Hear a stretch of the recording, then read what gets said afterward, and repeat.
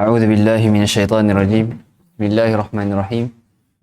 الحمد لله وكفى والصلاة والسلام على نبينا المصطفى وعلى آله وصحبه أهل الصدق والوفاء.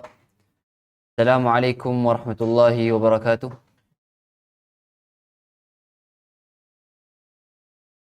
Pertama sekali kita sentiasa memanjatkan kesyukuran kita terhadap Allah Azza wa Jal, yang mana pada hari ini Allah telah memberikan kita begitu banyak nikmat. Yang mana pada hari ini kita dapat hidup, kita dapat nikmat kehidupan daripada awal kita bangun pagi tadi sampai ke sekarang. Sampai ke sekarang 9.31. Yang mana dalam satu hari ini saja, kalau kita nak kira segala nikmat Allah terhadap kita, wallahi ya ikhwah, kita tak akan dapat kira. Kan? Allah kata dalam surah Ibrahim ayat apa? 33 tak silap. 35. Allah Azza wa Jalla berfirman, A'udzubillahi minasyaitonirrajim, wa ataakum min kulli ma sa'altumuh. Dan Allah telah berikan kepada kamu daripada segala apa yang kamu minta kepadanya. Dan dalam riwayat lain, dalam qiraat yang lain, min kullin ma sa'altumuh. Dan Allah telah berikan kepada kamu daripada segala sesuatu yang kamu tak minta. Wa in ta'uddu ni'matallah la tuhsuha. Dan sekiranya kamu nak kira nikmat Allah terhadap kamu, pasti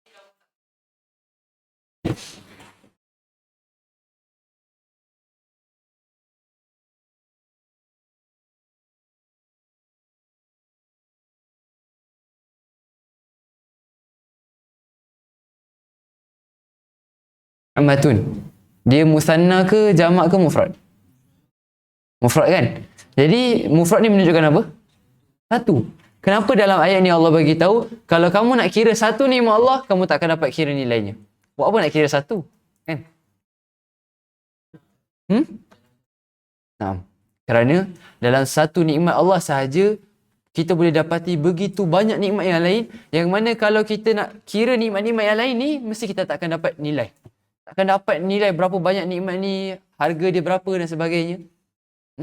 Sebab tu ada seorang yang dia pergi mengadu kepada Yunus bin Ubaid, seorang salaf, yang mana dia kata dia mengadu terhadap kesusahan dalam kehidupan dia. So Yunus bin Ubaid kata, nak tak aku kau jual kepada aku hanya mata engkau. Untuk berapa rial? Thaqif? Azannu 100,000. Yunus bin Ubaid ni dia kata kat orang tu mengadu, ya Yunus bin Ubaid, aku ni susah, aku ni miskin dan sebagainya. Contohlah. Maka Yunus bin Ubaid kata, nak tak kau jual kepada aku nikmat mata kau untuk 100,000 rial? Nak tak? Kalau kita ditanya nak tak? Sesusah mana pun kita, mesti kita tak nak. Sebab apa? Sebab dalam nikmat mata ni saja, walaupun hanya kalau nak kira pun 2 je, tapi dalam nikmat mata ni banyak perkara yang kita boleh buat. Yang mana antaranya, alhamdulillah pada hari ini kita dapat mendengar, dan bukan sekadar mendengar tapi dapat melihat Al-Quran, dan insya-Allah hari ini kita akan sambung tadabbur daripada juz'u amma, yang mana surah yang kita akan tadabbur pada hari ini adalah surah Al-Qari'ah. Surah yang Al-Qari'ah iaitu surah yang selepas suratul Adiyat. Yang mana surah Al-Qari'ah ini ada mempunyai 11 ayat seperti mana suratul Adiyat. Dan surah ini adalah surah Makkiyah. Dan bila surah Makkiyah, ia menekankan tentang beberapa perkara, iaitu dalam perbahasan akidah. Iaitu menceritakan tentang Allah, tentang Rasul, tentang apa lagi? Tentang kebenaran Al-Quran, tentang hari kiamat. Jadi, surah ini adalah surah yang menceritakan tentang hari kiamat. Dan surah ini tiada kelebihan khusus. Kelebihan khusus ni contohnya macam apa? Macam kalau kita baca suratul Ikhlas 3 kali, seolah-olah kita baca satu Al-Quran. Jadi surah Al-Qari'ah ini tiada kelebihan yang khusus. Tapi bila tak ada kelebihan khusus, adakah ia bermaksud tak ada kelebihan langsung? Setiap ayat dalam Al-Quran mesti mempunyai kelebihan, dan kelebihan ini yang Allah sendiri bagi tahu. Antaranya apa? Dalam surah Yunus ayat 57. Antara sifat-sifat Al-Quran, dalam ayat itu Allah bagi tahu apa? Mau'izatun min rabbikum. Nasihat teguran daripada Tuhan kamu. Jadi insya-Allah pada hari ini surah Al-Qari'ah datang sebagai teguran buat kita semua daripada Tuhan. Bukan daripada siapa-siapa, tapi daripada Allah Rabbul Alamin. Dan surah ini juga antara tajuk-tajuk dia adalah, dia ada dua tajuk. Yang pertama, kedahsyatan keadaan pada hari kiamat. Yang kedua, penegasan bahawa setiap amalan pasti akan dibalas. Okey. Dan apa kaitan surah Al-Qari'ah dengan surah Al-Adiyat? Kenapa susunan lepas Adiyat Al-Qari'ah? Siapa tahu?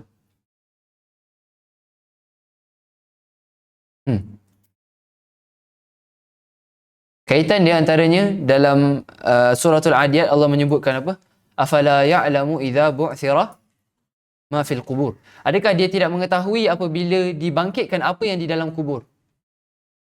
Jadi suratul Adiyat menceritakan juga antaranya tentang keadaan akhirat tu akan dibangkitkan segala apa yang di dalam kubur. Dan kita merajaah sedikit, kenapa Allah tak sebut man, tapi Allah sebut ma. Ma ni untuk apa? Li ghairil aqil. Manakala man lil aqil. Jadi kenapa Allah sebut ma fil qubur, untuk apa yang dalam kubur? Kenapa bukan siapa? Sebab apa? Ini menunjukkan segala apa yang dalam kubur. Segala apa yang di bawah tanah itu, sama ada haiwan, sama ada manusia, semua akan dibangkitkan. Bahkan yang tak masuk dalam kubur pun akan dibangkitkan. Yang mati terbakar, yang lemas dan sebagainya, semua akan dibangkitkan. Jadi surah Al-Adiyat menceritakan tentang kebangkitan. Dan surah Al-Qari'ah pula menceritakan tentang apa keadaan manusia selepas kebangkitan tu. Apa keadaan manusia selepas kebangkitan.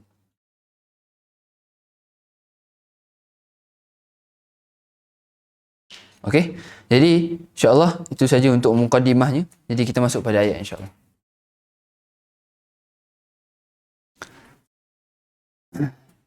A'udzu billahi minasyaitonir rajim. Bismillahirrahmanirrahim. Al-Qari'ah. Al-Qari'ah. Apa maksud Al-Qari'ah? Al-Qari'ah ini daripada perkataan qara'a. Qara'a yaqra'u. Maksud dia apa? Ad-darb. Ad-darbu syadid. Naam.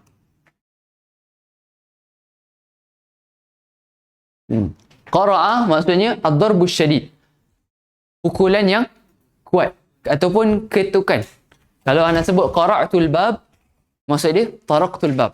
Aku ketuk pintu. Okay. So kalau ada orang ketuk pintu, kita tanya apa? Manil qari'? Siapa yang ketuk pintu? Okay. Jadi qara'a maksud dia ketuk ataupun pukulan yang kuat. Jadi al-qari'ah kita tak perlu terjemah sebab nanti Allah akan sebutkan tentang apakah itu al-qari'ah. Okey? Allahu akbar. Okey, al-qari'ah. Mal qari'ah? Ma apa? Apakah itu al-qari'ah? Soalan, apakah itu al-qari'ah? Sekarang ni Allah nak tanya siapa? Yang pertama, Nabi SAW. Dan juga kepada sesiapa yang membaca ayat ini dan surah ini, Allah nak tanya, apakah itu al-qari'ah? Okey, sekarang ni, kalau Allah nak tanya kepada kita tentang al-qari'ah, munasabah ke tak? Sebab al-qari'ah ini adalah di antara salah satu nama hari kiamat. Kan? Kita sebut tadi kan? Lepas kebangkitan, apa keadaan hari kiamat?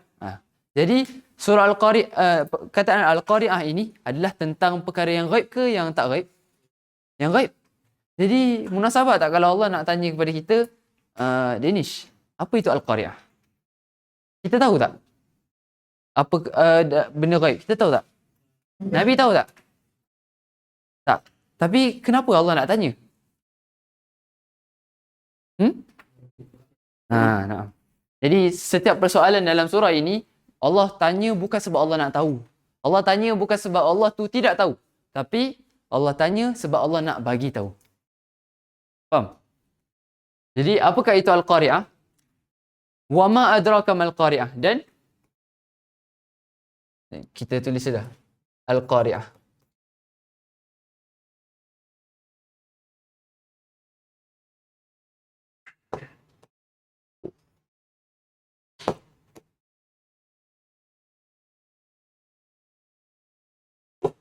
Wa ma adraka mal qari'ah, dan apakah adraka? Apa maksud adraka? Yang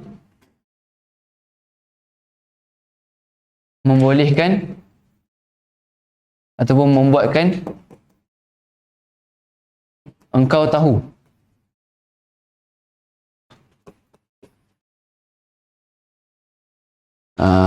Lau samaht, Ustaz As'ad, boleh tolong i'rab adraka? Boleh? Fi'il madhi mabni al fath al muqaddara kat mana? Mabni al muqaddara tu kat mana? Mabni al fath al muqaddara atas alif. Lepas tu lagi? Fa'il.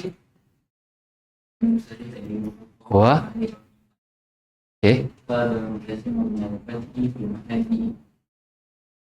Membolehkan engkau. Nah. Nasbi maf'ul bih. Barakallahu fik. Jadi, dan apakah yang boleh membuat engkau ataupun membolehkan engkau tahu mal qari'ah? Apakah itu al-qari'ah?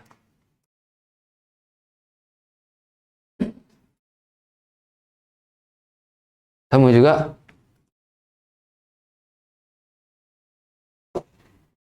Allahu Akbar. Kita tak perlu terjemahan sebab sama. Mal qari'ah. Jadi, Al-Qari'ah, apakah itu Al-Qari'ah dan apakah yang boleh membuatkan kau tahu apakah itu Al-Qari'ah? Kenapa Allah nak tanya sekali lagi?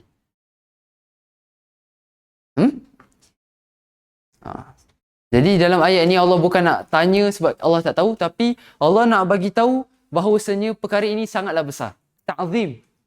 Dalam bahasa Arab, ta'zim. Membesarkan perkara tersebut. Contoh kalau nak cakap, Wani fillah, ana baru beli kereta. Siapa tahu kereta apa? Siapa boleh bagi tahu Ana yang Ana beli kereta apa? Agak-agak orang ambil perhatian tak? Ambil kan? Tiba-tiba bila Ana cakap tu, Ana cakap, Ana beli kereta kancil. Function tak? Ana tanya soalan supaya tarik perhatian. Mestilah tak. Jadi bila kita nak tanya lagi tu, seperti mana yang Allah buat ni, dia menunjukkan perkara ni sangat besar. Bahawa Allah kata Al-Qari'ah. Siapa tahu apa itu Al-Qari'ah? Dan apa yang membolehkan engkau tahu apakah itu Al-Qari'ah? Jadi perkara ini sangatlah besar. Dan kenapa Allah ulang banyak kali tentang Al-Qari'ah ini? Kenapa? Dan ia juga jawapan dia adalah sama kepada soalan kenapa hari kiamat mempunyai banyak nama? Kita buat 2 poin sekaligus. Yang pertama, kenapa Allah tanya 3 soalan ni? Yang kedua, kenapa nama kiamat ada banyak? Yang pertama, ta'zim. Yang kedua, dahsyatnya hari kiamat itu ta'zim lah. Membesarkan. Yang kedua apa? Siapa tahu? Apa? Karir? Naam. Ahsant. Peringatan. Jadi Allah ulangkan dalam Al-Quran banyak kali tentang hari kiamat. Ada banyak nama hari kiamat kan? Antaranya apa? Al-Waqi'ah, Al-Qiyamah. Apa? Al-Haqqah. Banyaknya nama pada hari kiamat. Kenapa? Sebab tazkirah, peringatan. Yang mana Allah sendiri bagi tahu dalam surah Az-Zariyat ayat 55 apa? Wa dzakir fa inna dzikra tanfa'ul mu'minin. Berilah peringatan kerana peringatan tu memberi manfaat kepada orang-orang beriman. Tiba-tiba kita ni orang yang pelupa sah. Kadang-kadang lupa nak baca zikir, kadang-kadang lupa nak solat sunat, kadang-kadang lupa nak baca dalam satu hari tu subhanallah bihamdi subhanallahil azim. Tapi disebabkan itulah kita sebagai manusia perlukan peringatan. Jadi Allah ulang banyak kali peringatan demi peringatan demi peringatan. Sebab apa? Sebab Allah sayang kepada kita. Allah nak kita ingat. Allah nak kita keluar daripada kelalaian kita. Allah nak kita keluar daripada kelupaan kita tu. Dan berkata seorang salafus salih, dan ada yang mengatakan ini Ali bin Abi Talib radhiyallahu anhu, adalah an-nasu niyam fa idza matu intabahu ataupun istaiqadhu. Manusia ni sifat dia tidur. Manusia, kita semua yang sedang hidup ni secara hakikatnya dalam keadaan tidur. Maka bila orang ni nak bangun, bila orang ni nak sedar, fa idza matu intabahu. Apabila mereka mati, barulah mereka sedar. Bila mereka mati, barulah mereka nak bangun daripada tidur mereka. Boleh faham? Ramai sangat manusia zaman sekarang yang hidup tapi yang kita nampak jasad dia hidup tapi hati dia mati. Ramai sangat orang yang hidup di atas muka bumi mewah, yang jogging setiap hari sihat, tapi hakikatnya mereka tidur. Sebab apa? Sebab mereka tak kerja untuk kehidupan yang sebenar, iaitu ni, Al-Qari'ah, hari kiamat. Mereka tak mempersiapkan diri. Jadi Allah sangat sayang kepada kita, ikhwani fillah. Allah nak ulang banyak kali tentang hari kiamat. Dan begitu juga kita dalam suasana persahabatan kita, hendaklah kita sentiasa memperingatkan sahabat kita. Okay? Jadi kita pergi ke ayat yang keempat. Apakah itu Al-Qari'ah? Kan kita cakap Allah tanya soalan bukan untuk nak tahu, tapi untuk Allah bagi tahu. Jadi apakah hari kiamat? Yauma. Jom kita terjemah sama-sama. Yauma, hari yang yakunu, apa dia? Menjadi an-nasu, manusia, kal farash, seperti farash apa? Kelkatu.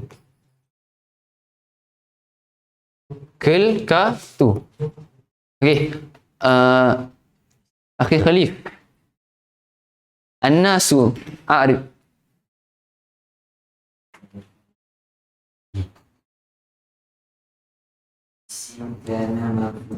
إن كان مرفوع. اوكي. كالفرش. نعم. اسم مجرور بالكسرة. بس جر والمجرور في محل. نعم. اوكي. Hari yang menjadi manusia ni menjadi seperti kelkatu yang al-mabthus. Al-mabthus ni i'rab dia apa? Na'at, sifat. Jadi kita terjemah apa ya Syed? Bila na'at kita terjemah apa? Yang. Okay. Kelkatu yang mabthus, yang bertebaran. Okay. Sekarang ni Allah nak bagi tahu tentang kedahsyatan pada hari kiamat. Tajuk surah tu.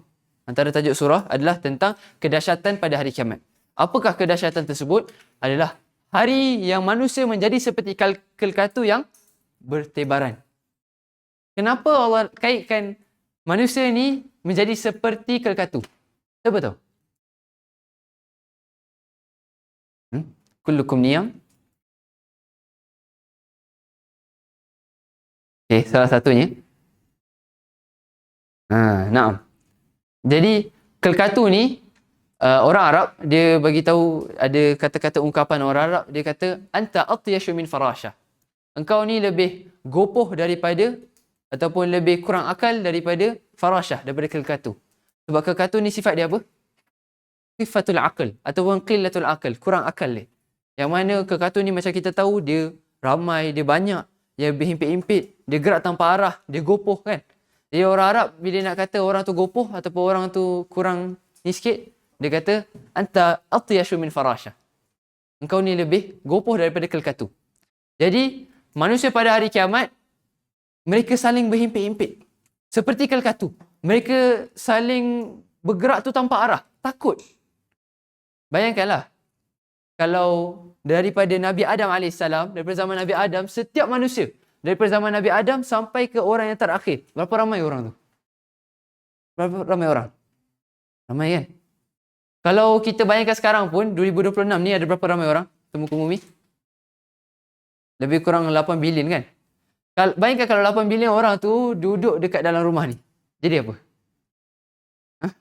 Habis. Kan? Kal farashin mabthuth. Tapi itu baru 8 bilion orang. Ini daripada zaman Nabi Adam AS sampai ke hari kiamat. Seperamainya orang kat situ, semua duduk setempat. Dan tempat tu pula mendata dan kita nampak semua orang. Dan waktu tu manusia menjadi seperti kal farashil mabthus, yang bertebaran, yang gopoh, yang tak tahu mana arah, yang takut. Apa ni, tiba-tiba aku kena bangkitkan ni, aku tak ready lagi, aku tak sedia lagi, aku niam. Kan tadi kata-kata tu, aku dulu tidur, tapi bila aku hidup ni baru aku sedar. Jadi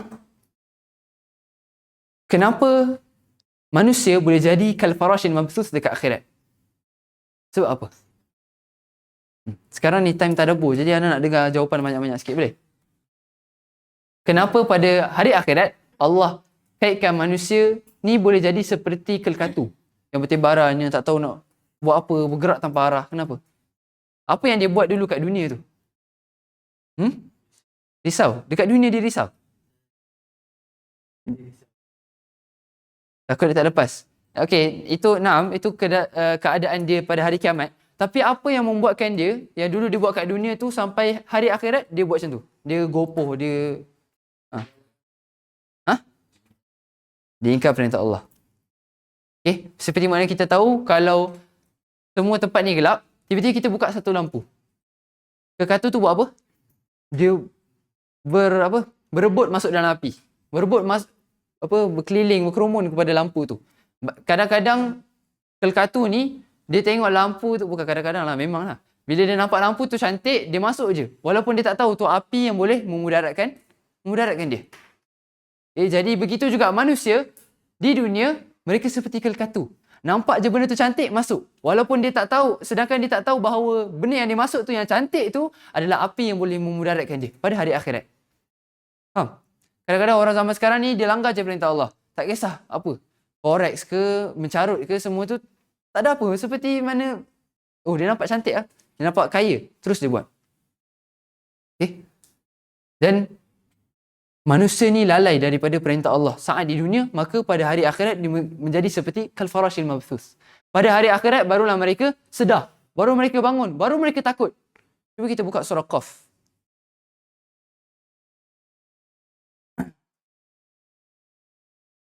Sebenarnya surah Qaf ni untuk ayat 1 hingga 3 tadi.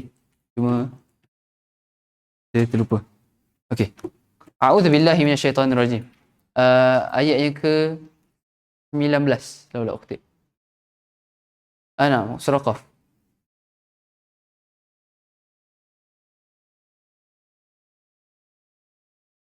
Okey.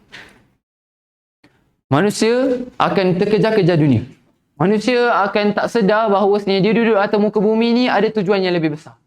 Sampai bila tu? Sampai bila dunia ni akan melalaikan dia? Sampai bila dia akan jadi seperti kelkatu di dunia? Sampai dia mati, sampai dia bangun. Alhaqumut takatsur hatta zurtumul maqabir. Melalaikan kamu banyak kemewahan dunia, harta yang banyak melalaikan kamu sehingga apa? Zurtumul maqabir. Sampai kamu masuk kubur baru kamu sedar. Jadi kita buka ayat ni. Sama-sama kita tadabbur, kita dengar dengan qalb, dengan hati. A'udzubillahi minasyaitonirrajim. Waja'at, dan telah datang sakratul maut. Sakratul maut bahasa Melayu kan? Jadi sakrah ni apa? Kesakitan, ataupun datang daripada perkataan sukara. Pernah dengar perkataan sukara? Bohong kalau tak pernah, sebab kita baru ada tadabbur daripada Ustaz Udes hari tu kan. Antara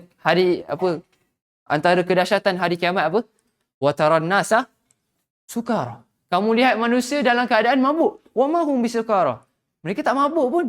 Tapi sebab pada hari itu azabullahi syadid. Azab Allah waktu itu sangatlah dahsyat. Jadi bila datangnya kesakitan ataupun kemabukan, kematian, bil haq, dengan kebenaran.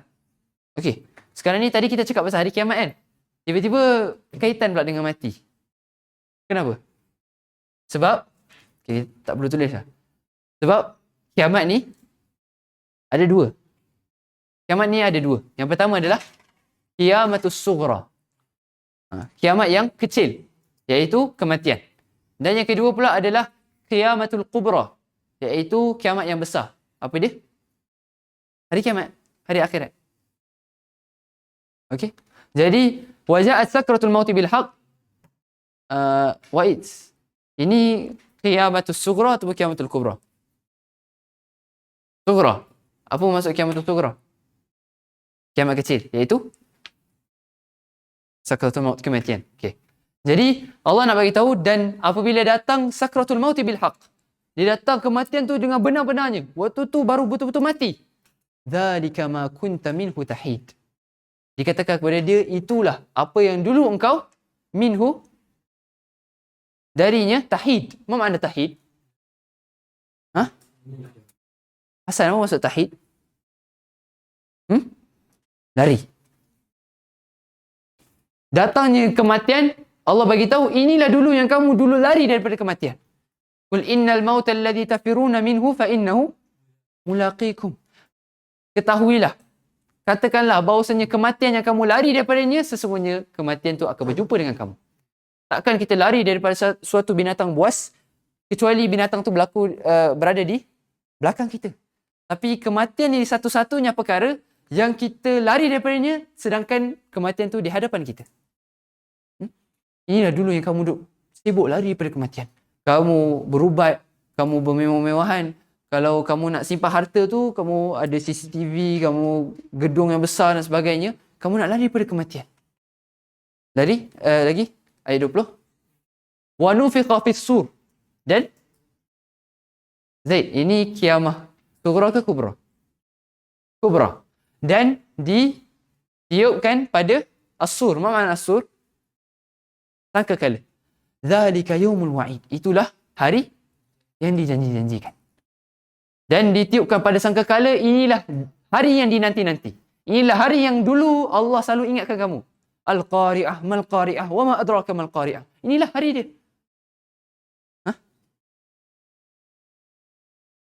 Surah Al-Jumu'ah. Ayat ke berapa? Ke-7 lah ukhti. 7. Okey. Terusnya, waja'at, dan telah datang kullu nafsin, setiap jiwa, ma'aha. Ayat 8, surah Jumu'ah. Okey. Bersamanya sa'iqun wa syahid. Bersamanya sa'iq. Sa'iq ni kalau dalam bahasa Arab kita sebut driver, sa'iq. Okey, kalau driver sa'iq. Jadi sa'iq ni maksudnya apa, Luqman? Pembawa. Okey. Dan telah datang setiap jiwa, setiap orang datang bersama dengan dia ada dua. Yang pertama, malaikat yang membawa dia, dan juga yang kedua adalah syahid, pendakwa raya. Pada hari akhirat, lepas kamu mati, lepas ditiup pada sangkakala, kan setiap orang kita datang, ada malaikat yang heret orang tu, dan satu lagi malaikat untuk mendakwa. Dulu dia tak siap sedia untuk hari kiamat. Lagi, ini wajhu dalalah kita. Laqad kunta, maksud dia, pasti sesungguhnya, kunta, adalah kamu, bila ni? Ni fi'il madhi ke mudhari' ke amar? Fi'il madhi menunjukkan lepas. Pasti sesungguhnya inilah engkau dulu fi ghaflatin, pada kelalaian. Dulu kamu lalai. Min hadha, daripada ini. Daripada apa? Hari ini. Fakashafna anka ghita'ak. Maka kami, kashafna ni rafa'na. Kami angkat. Kami hilangkan. Kami angkat daripada engkau ghita'aka, penutup mata engkau. Dulu dia hidup dalam keadaan mata dia tu buta. Dia hidup dalam keadaan dia tak nampak hakikat dunia tu sebenarnya. Maka pada hari itu, fabasaruka al-yawma hadid. Maka basaruka, Hasan al-Basri, mana? Maka penglihatan engkau, al-yawm, pada hari ini, hadid. Hadid ni maksudnya apa? Besi. Okey. Kaitan besi dengan penglihatan. Tadabbur. Apa ni? Besi dia tajam. Sekarang bila Allah dah tarik penutup mata daripada engkau, sekarang penglihatan engkau tu tajam. Kau nampak semua. Kau nampak kedahsyatan pada hari akhirat. Semua manusia kal farashil mabthuth, kau nampak tajam penglihatan engkau. Dan kita tahu hadid, besi, iron adalah di antara satu-satunya elemen yang bukan datang daripada bumi kan? Dalil dia apa? Surah Al-Hadid, wa anzalna al-hadid, kami turunkan hadid. Jadi kita boleh katakan fabasaruka al-yawma hadid, maka penglihatan kau pada hari ini out of this world, luar daripada bumi. Kamu nampak perkara yang luar biasa pada hari ini. Yang dulu kamu tak percaya sangat kan? Sekarang kamu boleh nampak. Maka jangan sampai ini kita. Jangan sampai kitalah orang yang dulu dalam kelalaian. Cakap, main keluarkan je. Duduk seorang-seorang termenung, tak cakap apa. Tak ada nak penuhkan masa dia dengan berzikir kepada Allah. Okey, kita kembali kepada ayat kita.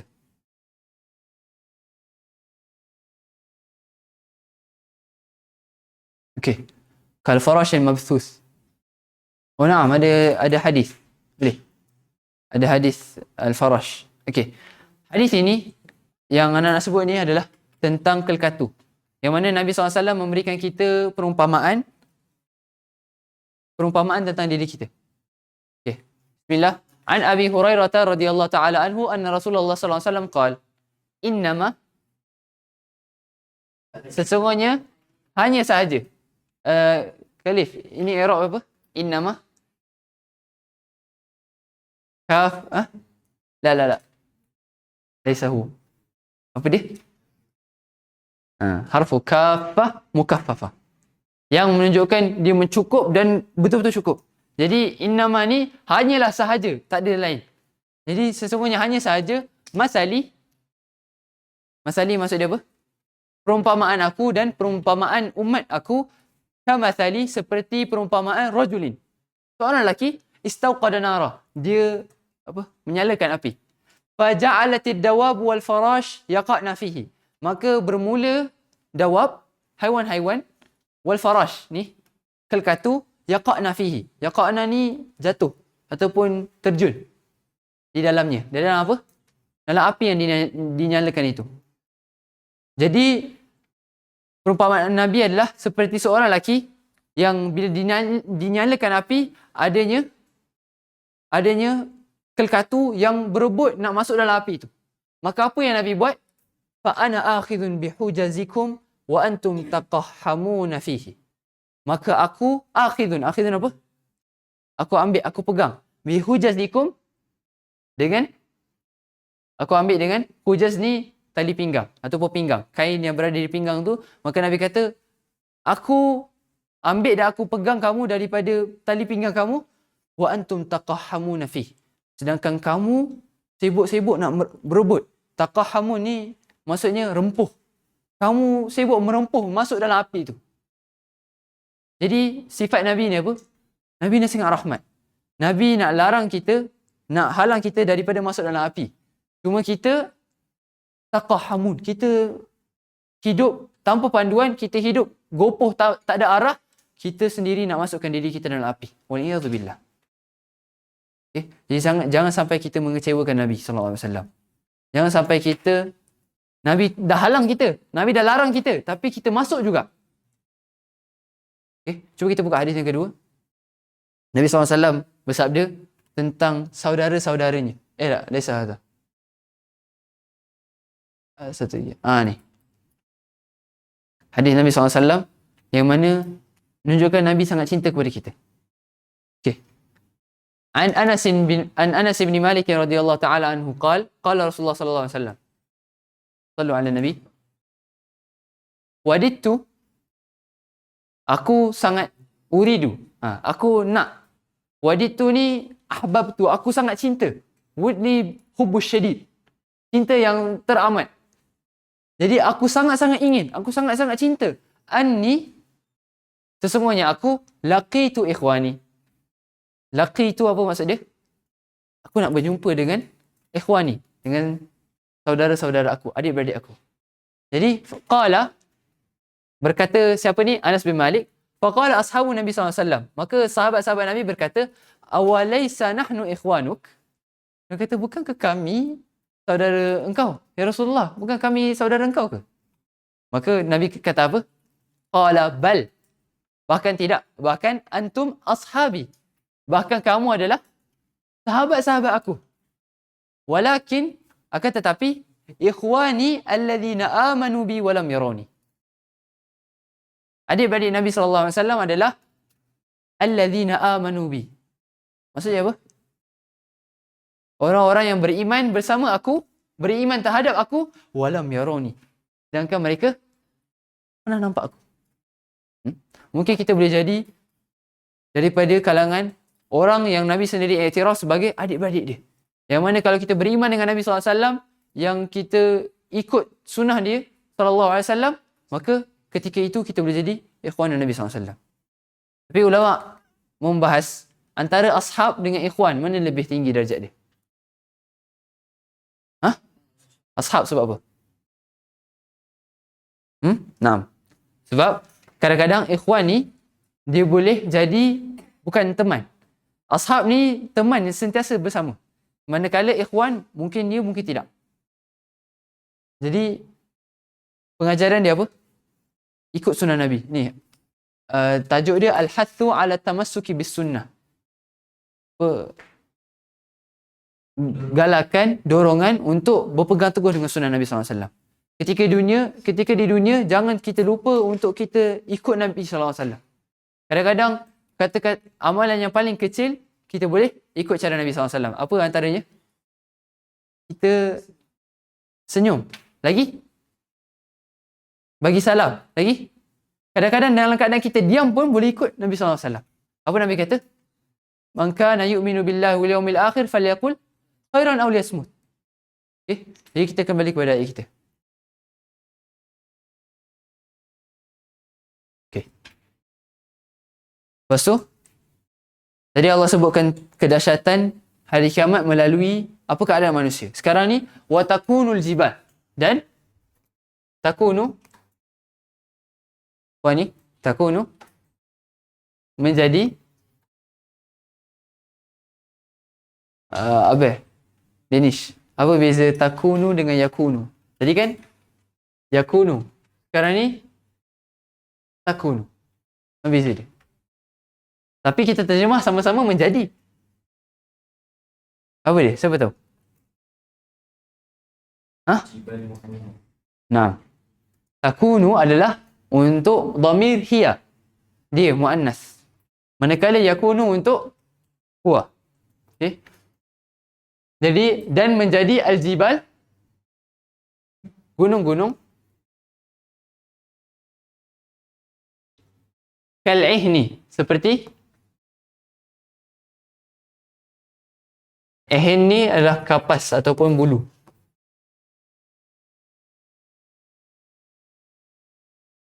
Kita pernah tengok ni tak? Dandelion. Tahu tak? Kemuncuk. Kan? Yang lekat-lekat kat seluar kita tu ihin. Ataupun bulu ataupun kapas. Al-manfush yang berterbangan.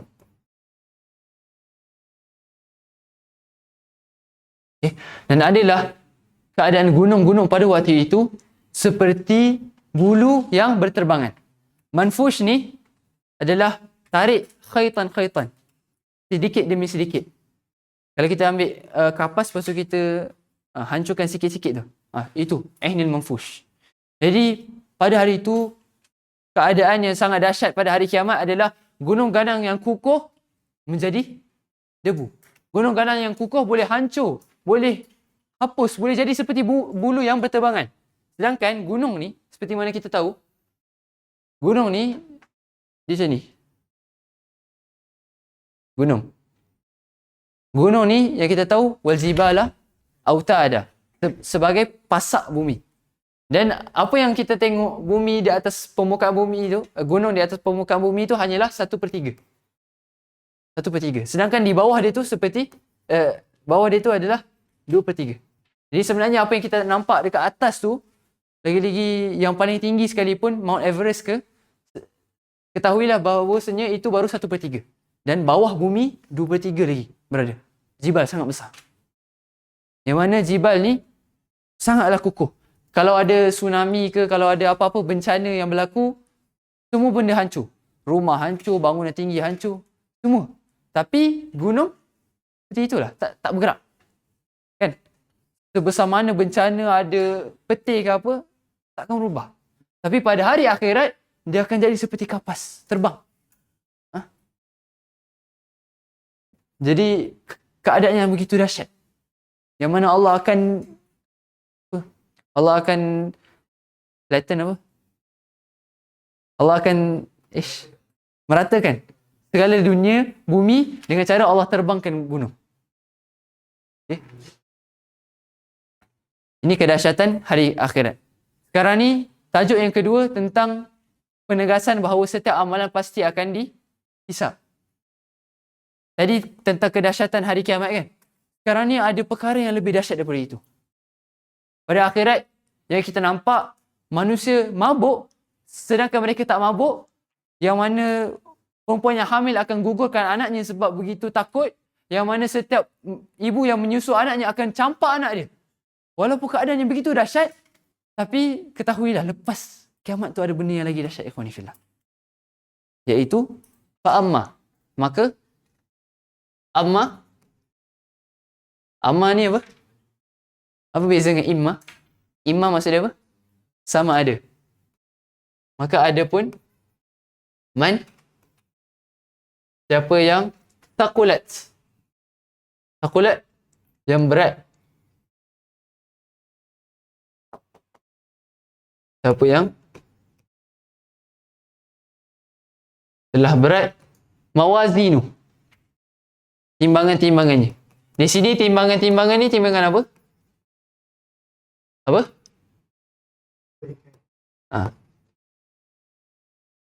Timbangan-timbangan kebaikan dia, timbangan hasanat dia. Maka siapa yang berat timbangannya, maksudnya timbangan hasanat dia itu lebih berat lagi daripada sayyiat. Maka fahuwa, dia fi dalam aisyatin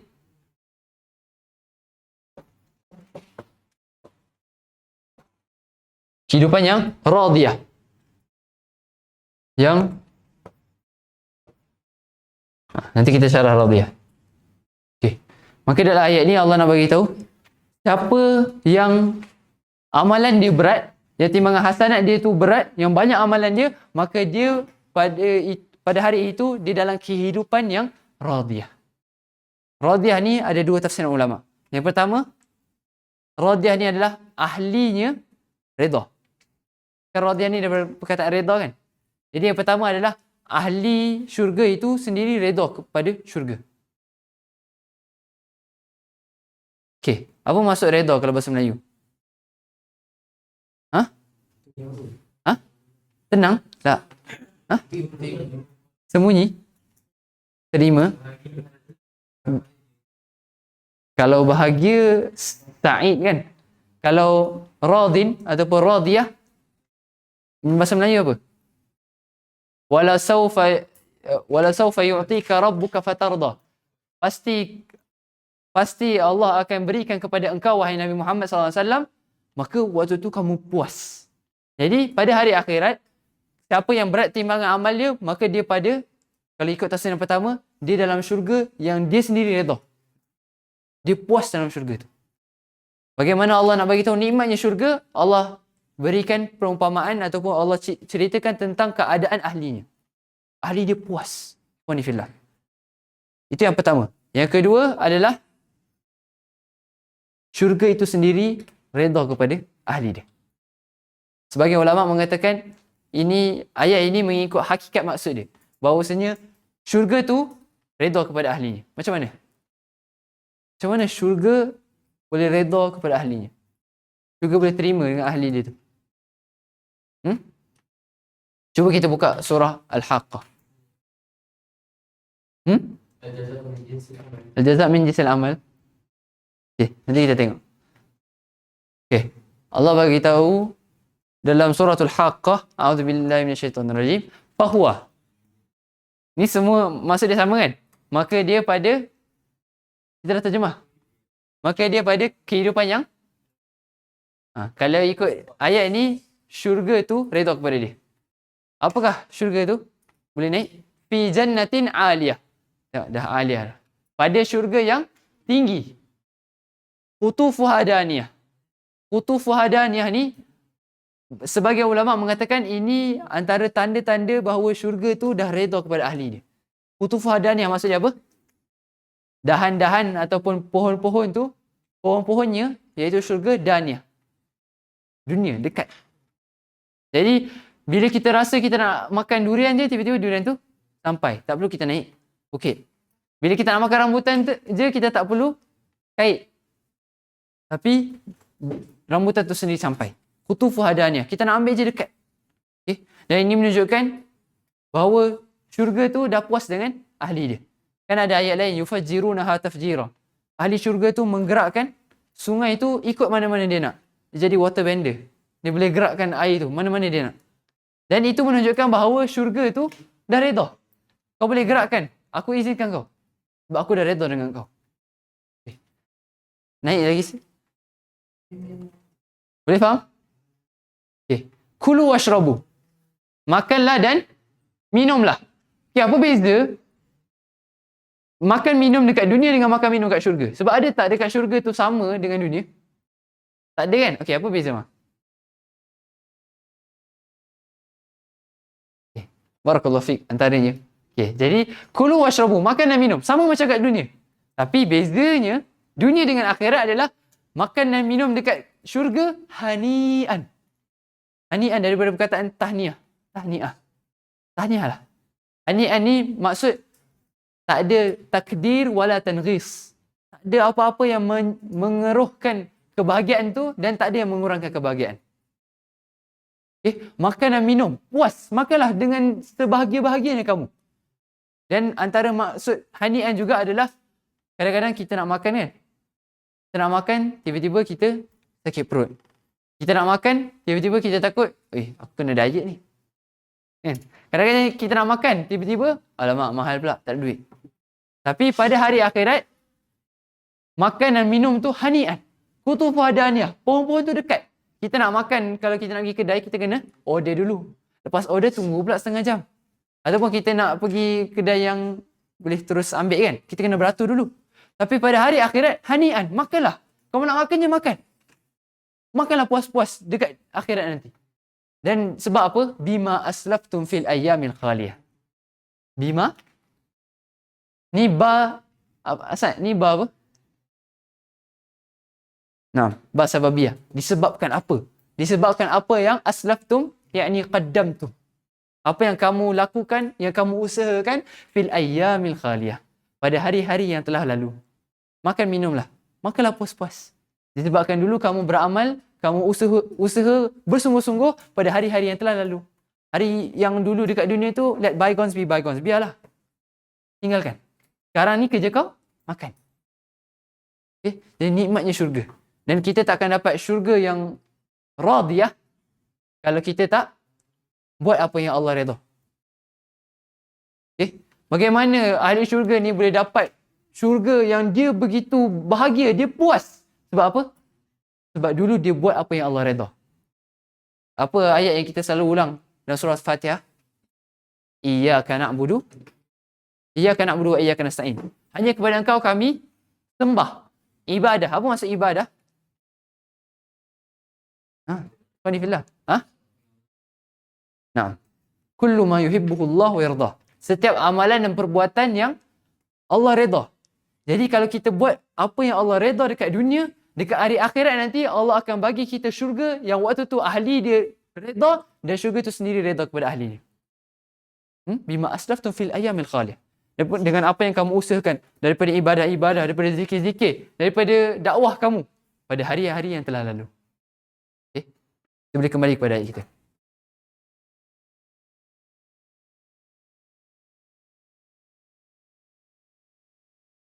Boleh faham? Dan antara cara untuk kita tingkatkan amalan kita, nak beratkan timbangan mizan kita, antaranya apa? Yang manusia sering lalai, fi ghaflah. Antaranya apa? Subhanallah bihamdi subhanallahil azim. Nabi SAW bersabda dalam hadis riwayat Muslim, kalimatani, ada yang dah hafal, kalimatani khafifatani 'ala lisan, yang ringan di lidah, berat di timbangan. Thaqilatani fil mizan, 'ala al-mizan. Habibatani ila Rahman. Yang sangat dicintai oleh Ar-Rahman. Apa dia? Subhanallah bihamdi subhanallahil azim. Tak sampai 2 saat begini nak sebut kan. Tapi hakikatnya kata-kata, kata-kata yang bukan hadis riwayat Muslim saja, riwayat Bukhari, muttafaqun alaih. Bahkan kata-kata yang ringan ini, yang tak sampai 2 saat ni, yang Nabi kata khafifatani 'alal lisan, tapi masih berat tak untuk diri kita? Berat ke? Hakikatnya ringan, tapi cuma diri kita buat macam berat sangat. Jadi kita cuba muhasabah diri kita. Dalam kehidupan kita ni, kehidupan kita adalah untuk kita kejar apa yang lepas hari akhirat, sah?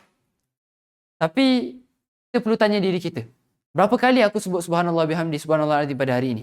Berapa kali aku dah usaha, aslaftum, kamu usaha untuk tingkatkan amalan kamu, untuk kamu beratkan timbangan kamu.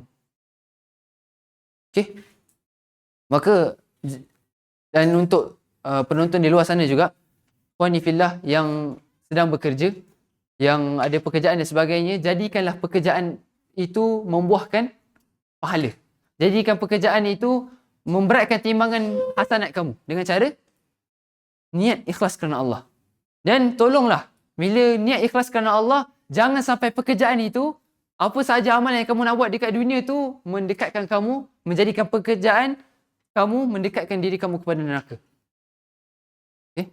InsyaAllah. Sekarang kita betul-betul kembali kepada ayat.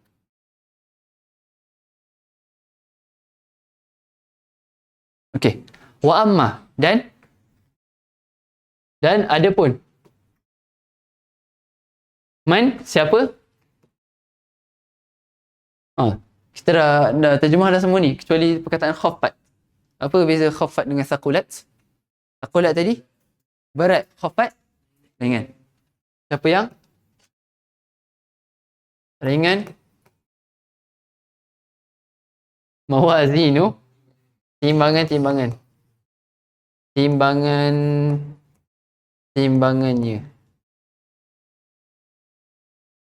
Siapa yang ringan timbangannya?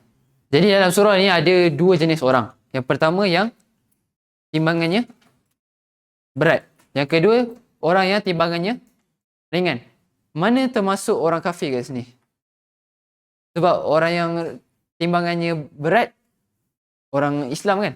Orang yang timbangannya ringan, orang Islam juga, ada pahala juga. Termasuk tak orang kafir dalam ayat ni? Ulama mengatakan termasuk. Okay, tapi beza je adalah dari segi tempoh. Okay.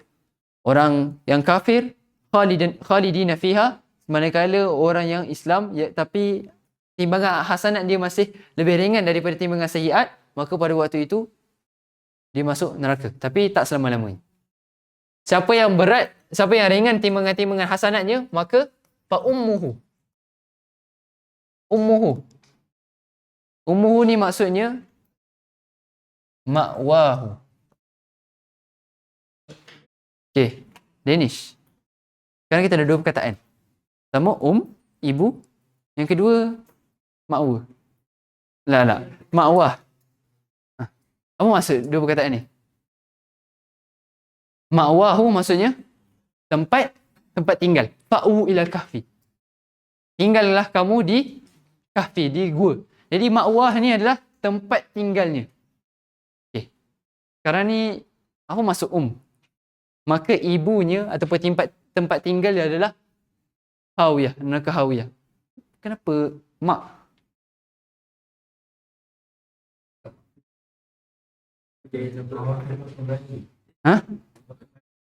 Tempat kembali. Selalunya bila ada seseorang tu dia ada masalah, dia mengadu kepada siapa? Dia kembali kepada siapa? Kalau kita waktu kecil-kecil ada masalah, kita apa? Ibu tolong, kan? Ada tak waktu tu Allah tolong? Ada tak? Jarang lah. Kecuali insya-Allah aku nak udas, tak ada lah. Kan? Maka ibunya ataupun tempat kembalinya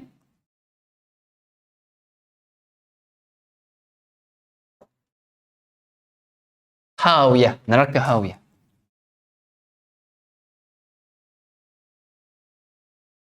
Maka ulama mengatakan ummuhu di sini tempat kembali. Tapi kenapa Allah guna perkataan Sebab sukhriyah, ejekan. Allah nak ejek dia. Betapa hina dia tak ada tempat kembali dia di akhirat melainkan makwa dia tu adalah neraka hawiyah. Tempat kembali dia hanyalah neraka hawiyah. Tak ada tempat lain. Pasti kamu akan kembali kepada neraka hawiyah. Okay. Hawiyah. Ada satu perkataan yang kita selalu dengar. Hawa nafsu. Apa kaitan? Kalau hawa ni maksudnya apa? Nafsu kan? Hawa nafsu. Apa kaitan hawa dengan hawiyah? Naam. Barakallahu fiik. Hawa ni maksudnya adalah saqata. Jatuh. Anda dengar tapi tak tahu siapa yang jawab. Hawa maksudnya saqata, iaitu dia jatuh. Maka apa kaitan jatuh nafsu dengan neraka hawiyah? Siapa yang Masya Allah, tabarakallah. Okay. Siapa yang ikut hawa nafsu dia, siapa yang ikut keinginan dia, maka dia akan dijatuhkan dalam neraka hawiyah.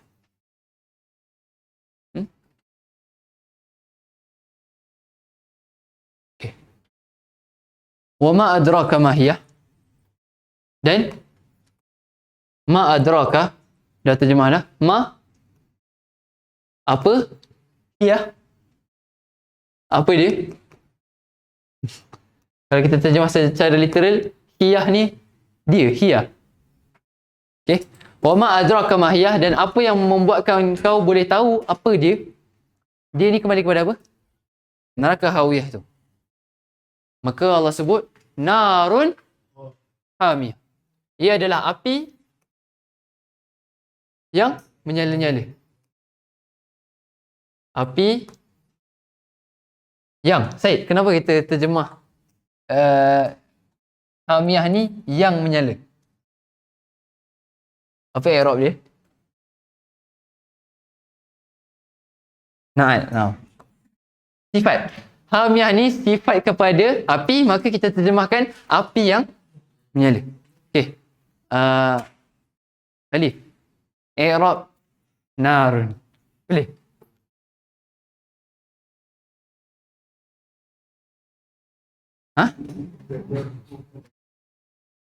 Tak. Okey, anda bagi antahin. Ia adalah, kan soalan dia, apa yang membuatkan kau boleh tahu apa dia? Apa dia neraka hawiyah tu? Ia adalah api yang menyala. Ia adalah api yang menyala.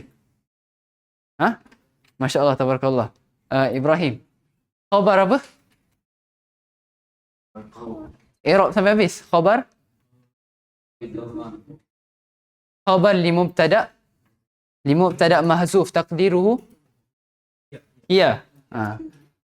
Khabar li mubtada mahzuf taqdiruhu hiya marfu'un bi apa?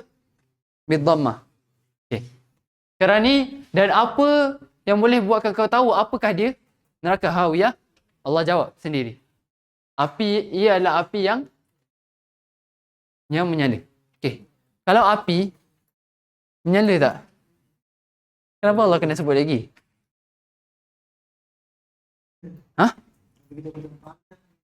Seolah-olah kita cakap air yang basah. Air tu mesti basah kan? Kenapa nak sebut juga api tu menyala? Nah, sebab Allah nak kita betul-betul takut tentang hari akhirat. Allah nak kita betul-betul takut keadaan pada hari kiamat. Iaitu siapa yang ringan amalan dia, maka dia akan dimasukkan dalam neraka hawiyah. Okay. Tadi kita sebut hawiyah adalah neraka yang daripada perkataan hawa, jatuh kan. Cuba kita buka hadis. Yang mana siapa yang ikut hawa nafsu, maka dia akan dijatuhkan dalam neraka.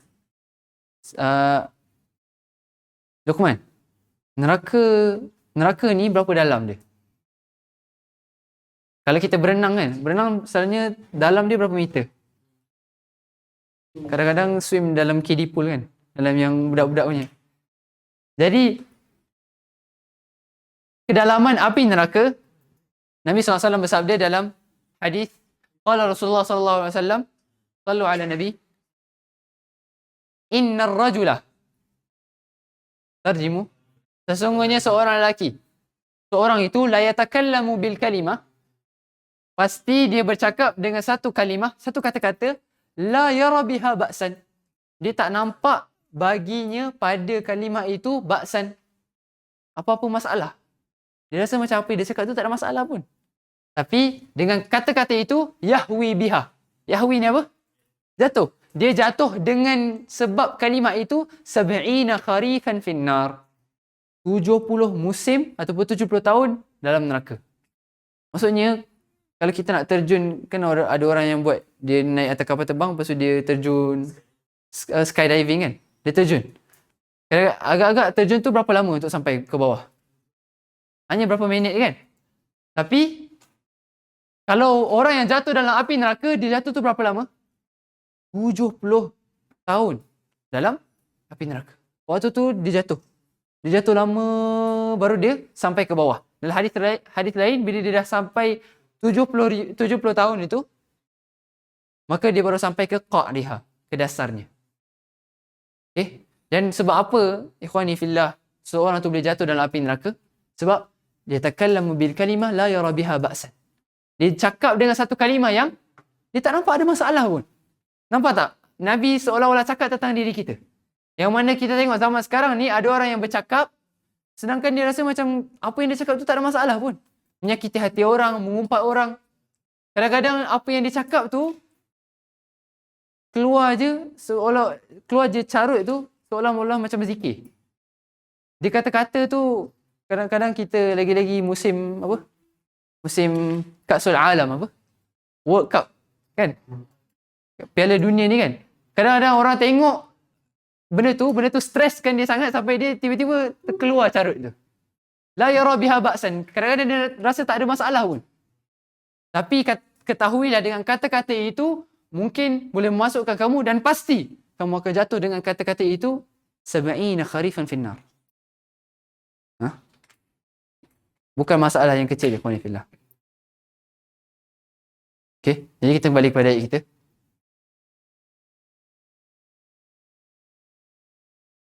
Ba'san ni masalah ataupun kesusahan. Okey. Jadi selagi mana kita mengikuti nafsu, selagi itulah neraka hawiyah akan jadi tempat kembali. Jadi pengajaran dia apa yang kita dapat daripada surah ni? Pengajaran dia apa? Siapa tahu? Kita dah tadabbur kan? Kita dah terjemah semua ayat-ayat dalam surah ni. Jadi apa pengajaran dia? Pengajaran dia adalah perhatikanlah amalan kita. Perhatikan kehidupan kita ni, kita banyak lebihkan, beratkan timbangan kita di akhirat kelak ataupun kita biar je. Timbangan kita tu ringan. Seolah-olah amalan kita dah cukup untuk masuk syurga. Cuba kita tengok satu teks Arab yang mana salafus salih, mereka begitu hirs, mereka begitu semangat untuk tambahkan amalan mereka.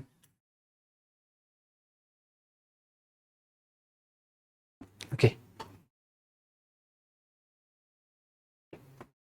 Okey. Wa qad ruwiya, dan telah diriwayatkan bahawa Ashtar ni nama orang ataupun panggilan kepada seseorang tabi'in. Diriwayatkan bahawa Ashtar dakhala ala Ali bin Abi Talib radhiyallahu taala anhu. Dia masuk ke atas Ali bin Abi Talib. Dia masuk bilik tu ada Ali bin Abi Talib radhiyallahu anhu ba'da had'atin minal lail. Selepas had'ah ni kesunyian daripada malam. Waktu tu dah lewat malam, Ashtar masuk. Dia tengok ada Ali bin Abi Talib. Dan keadaan Ali bin Abi Talib apa? Wa huwa qa'imun yusalli. Tengok sahabat.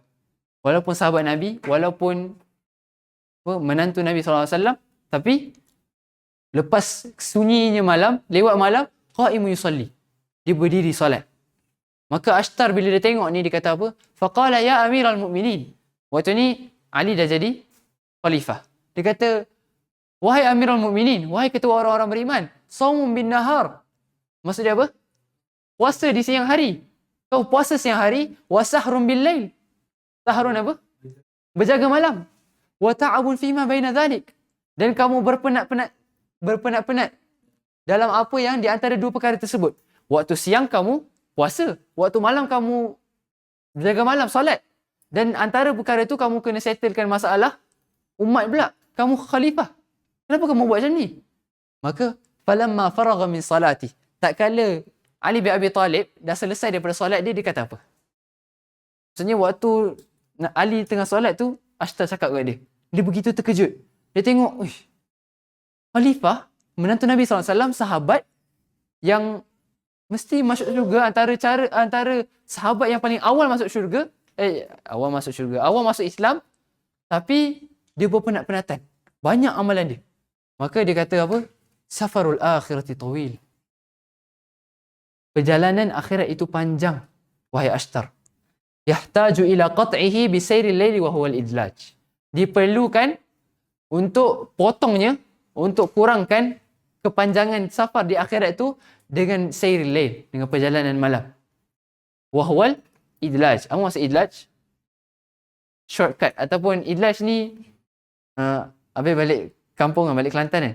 Idlaj ni maksudnya, contoh kita kata pergi Kelantan 7 jam. Dia kata kita pergi lepas isyak baru sampai waktu subuh. Maksudnya apa? Kita nak pergi awal. Awal tu supaya sampai tepat-tepat masa. Idlaj ni kita berjalan malam dalam keadaan kita betul-betul planning nak berjaga malam tu. Okay? Jadi apa Ali bin Abi Talib jawab ni? Dia kata apa? Dia kata apa? Perjalanan akhirat tu panjang. Waktu tu yauma yakunun nasu kal farashin mabthuth. Manusia pada hari itu seperti kelkatu yang berterbangan. Gunung tu berterbangan dah.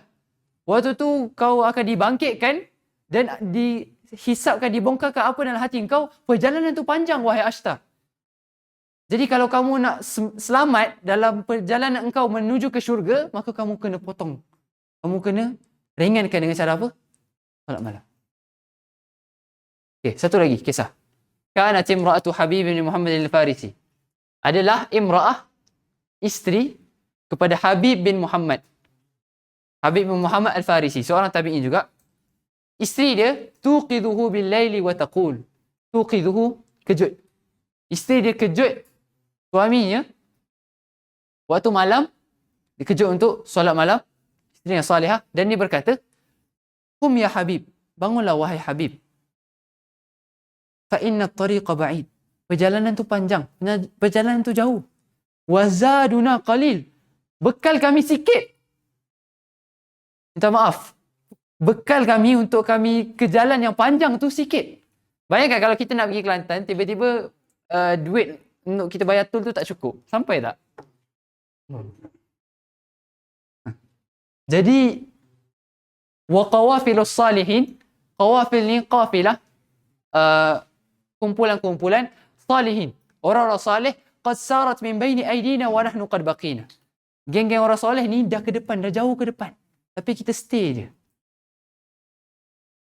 Kami stay di tempat yang sama. Sedangkan orang soleh jauh ke depan. Kenapa kamu tak nak bangun malam, wahai Habib?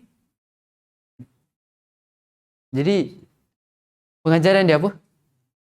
Sentiasa fikir tentang bekalan kita menuju ke akhirat. Kerana itu adalah sebenar-benarnya Aisyah, kehidupan. Jadi insya-Allah itu cukup sekadar itu. Tadabbur Suratul Qari'ah. Pengajaran dia yang terbesar adalah, saya cakap tadi, perhatikan amalan kita. Adakah pekerjaan, kehidupan kita, cakapan kita, persahabatan kita just nak ringankan, just nak biarkan timbangan kita ringan, ataupun kita nak memberatkan amalan kita, memberatkan timbangan amalan hasanat kita. Kerana selagi mana kamu mengikut hawa nafsu, selagi itulah neraka hawiyah menjadi tempat kembalimu. Dan kalau kamu niatkan segala amalan kamu, kamu ada strategi, bukan sekadar strategi untuk main bola tu, tapi strategi untuk kamu tingkatkan amalan kamu, maka waktu itulah kamu akan dapat aisyatan radiyah. Maka buatlah apa yang Allah redha kat dunia, pasti dan pasti Allah akan berikan kau perkara yang jauh lebih baik, yang kau akan puas di syurga. Jadi insyaAllah itu saja pada tadabbur kita pada hari ini. Moga-moga kita dapat manfaat apa yang kita sama-sama bincang pada hari ini. Ada apa-apa soalan ataupun pertanyaan? Tak ada. Jadi mohon maaf atas segala kesilapan, atas masa yang terlebih dan sebagainya. InsyaAllah kita tutup majlis kita dengan tasbih kafarah. Subhanakallahumma wa bihamdika asyhadu an la ilaha illa anta astaghfiruka. Assalamualaikum warahmatullahi wabarakatuh. كتاب الله ترق جنانه